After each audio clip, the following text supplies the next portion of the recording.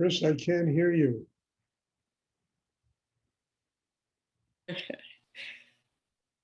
I would like to ask you what the relationship is between working towards nothingness and that becoming everythingness or oneness.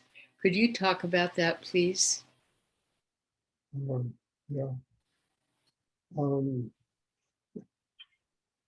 It's about a 20-volume book.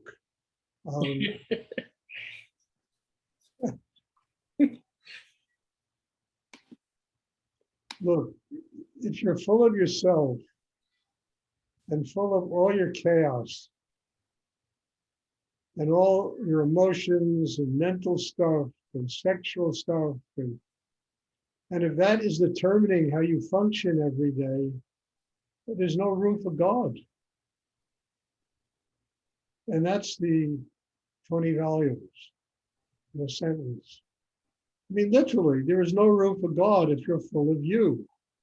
If you function every day with ego, with, will, with, your point of view about how the world should be, if you create all that kind of conflict all the time, it's because your mind is very active, your emotions are very active, and that's the chaos that is running rampant inside you. Where's the room for God?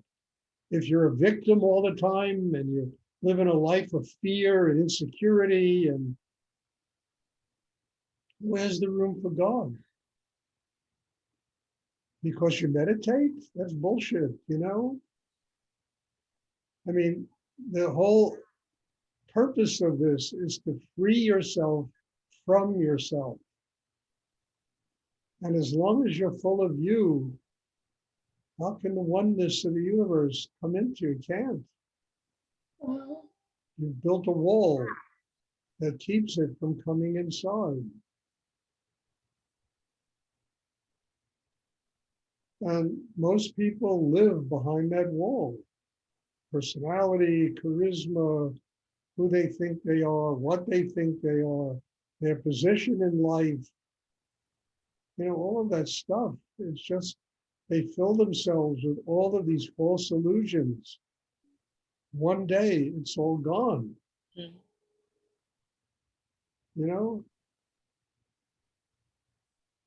mean, you sent me a book, Chris, about which I really like, 1001 Nights. Yeah. These incredible stories. They're wonderful. They're fun.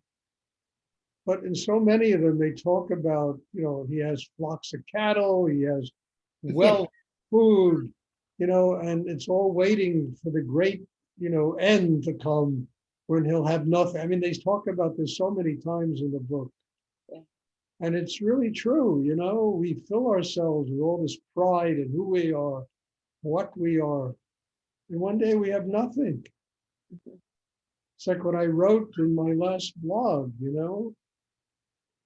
I mean, why did my father have to wait to attain some sense of peace in life until there was 15 minutes left of his life? And this is what people do. Ultimately, it comes down to the wire. You have to surrender everything. I mean, I'll never forget when my mother looked at me and she was, very ill. And she was, and she said, no, you take care of all the banking. I mean, that was one of the most extraordinary things I ever heard come out of her mouth, because that was such a controlled thing that she did, that she needed the power over that. No, you take care of it. She surrendered. She let go. And this happens 20 minutes before people die. They're no longer a victim. They're no longer neurotic. They're just in a state of nothingness. And why do people have to wait an entire lifetime to experience that 15 minutes before they die?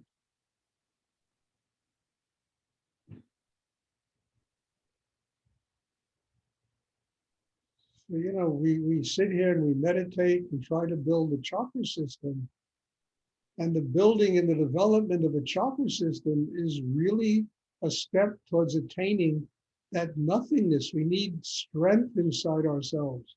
We need the heart to be open, the mind to be quiet. We need to be grounded. We need to master our sexual energy and use it to activate Kundalini. You understand? All of that produces an inner life that allows us to become one with God. We're no longer one with our ego. We're no longer one with our insecurity or being a victim of life. We're no longer one with our neurosis or anxiety. We've gotten free of ourselves, and there's room for God to come in. There has to be nothing inside. And then we run off of that energy of a higher nature, which provides us with, an amazing life. Life becomes this unbelievable adventure. You know,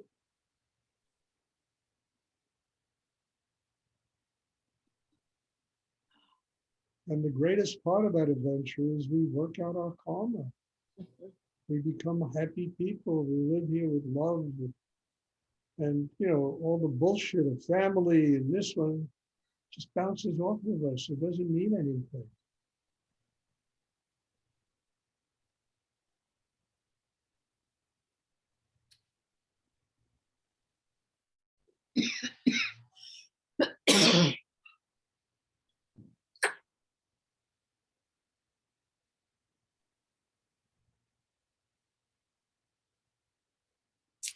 I have a lot of growing to do. Thank you, Stuart.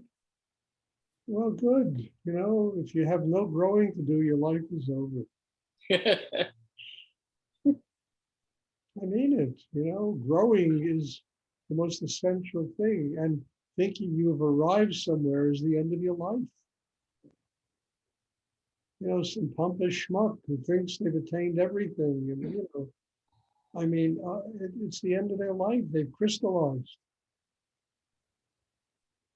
That there is room to grow, that we can be wrong, that we can make up the difference, that we can learn how to. That's what becoming nothing is all about. Because in order to do all those things, we have to get free of our limitations. And that is a lifetime's work, getting free of one's own limitations. And that's not something to be upset about. That's something to be grateful for. I said it in another class. I'm not sure if it was here or Europe or whatever, that I've reached a point in my life where there's no longer positive or negative. It's just life. All the things I thought were negative were great teachers for me. So they must have been positive. So if they were positive and negative, it just eliminates conflict. And we just open and learn from life. And we no longer get neurotic and crazy about things, They don't function the way we think they should function. I learned a long time ago, nothing in this world functions the way I think it should. I gave it up.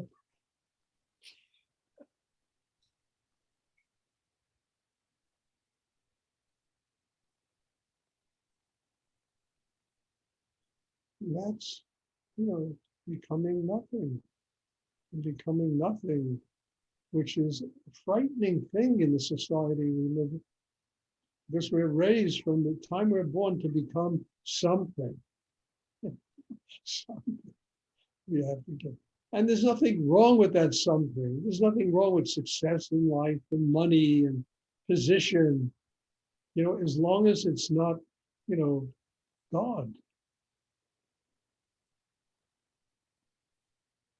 When people transform it into God, it becomes halfway to the grave.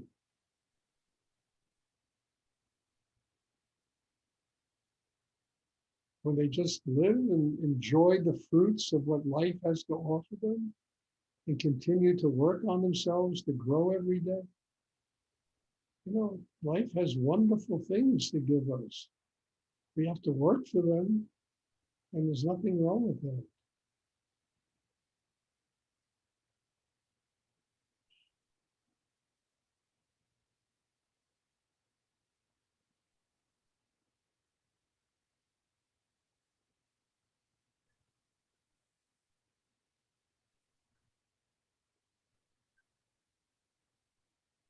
just ultimately having joy, love, being happy, greatest fruit that life has to offer, the greatest gift.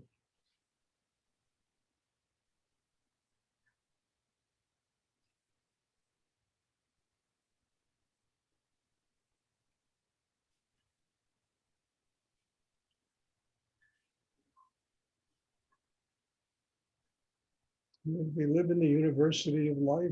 And there's so many departments to learn from, and every one of them has something important for us to put together the puzzle, that allows us to arrive at a state of enlightenment.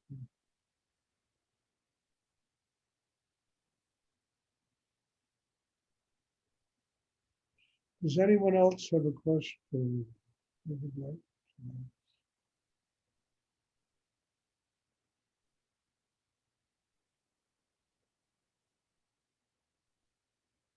I hope this is clear. Look, a lot of this is esoteric. A lot of this is based on chakras and developing a connection with spirit, but all of it has to be practical.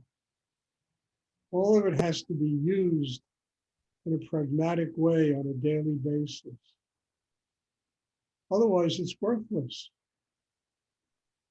We can all sit around pretending we're spiritual. Meanwhile, the rent is due and this is due and people and family have problems. And trust me, look, with all the years I've been working on myself, I have to deal with the problems, that family brings me, it kind of bounces off of me and I can make light of it and not get too serious about it, but they come. And I thank God that I've opened enough inside not to allow these things to drag me down.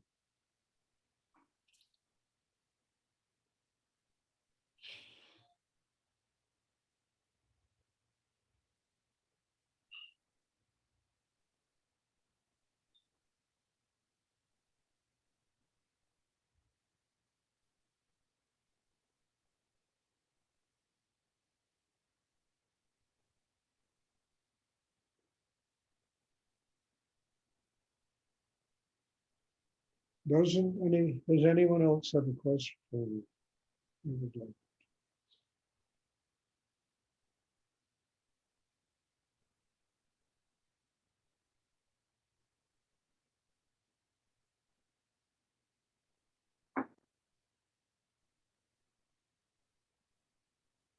If you have a question, ask it. It just makes things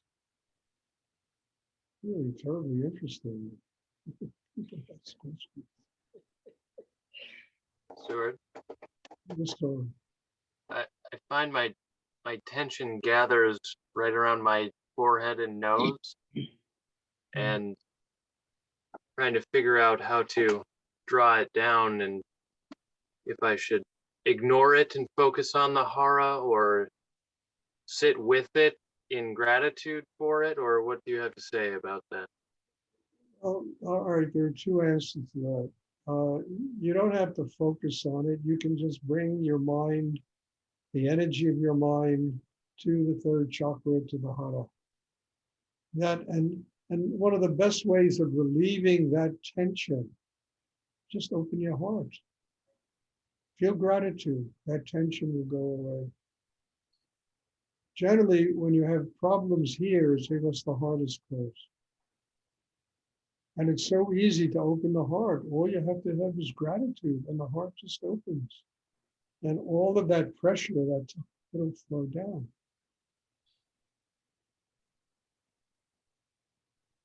And then you can bring fully your concentration below the navel. That gives you the strength to keep the heart open.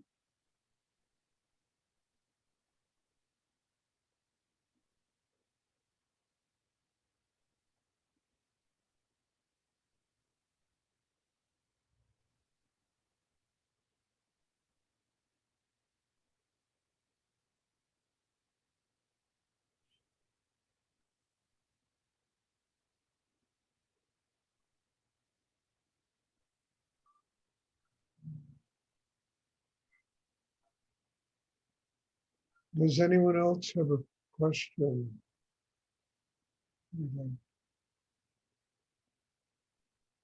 Have joy and love in your heart, and you're really open there, and there's happiness and stuff. There won't be a lot of headaches. Headaches come because this is closed and all that tension goes right up to the head. There's also other kinds of headaches, where energy is opening the third eye, and literally the muscles here, whatever, it begins to separate and there can be pain there. But that will just disappear in a couple of days and you'll go to a completely new level of inner work.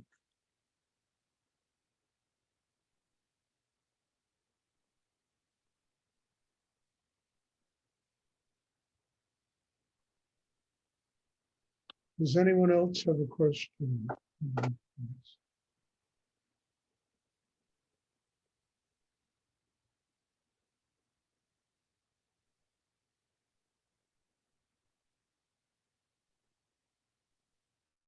Just making an announcement. Look, there's a good chance I might take next Monday and Tuesday off. I really need a vacation. I mean, I've been doing this, so I'm not definite about this, but if you don't get an invite on Monday, you'll know Stuart is taking a little rest. It's a vacation, which I think would be nice to do. So we'll see. I mean, I'll let you know more on Sunday, if I'm going to do this. Okay, does anyone else have a question they would like to ask?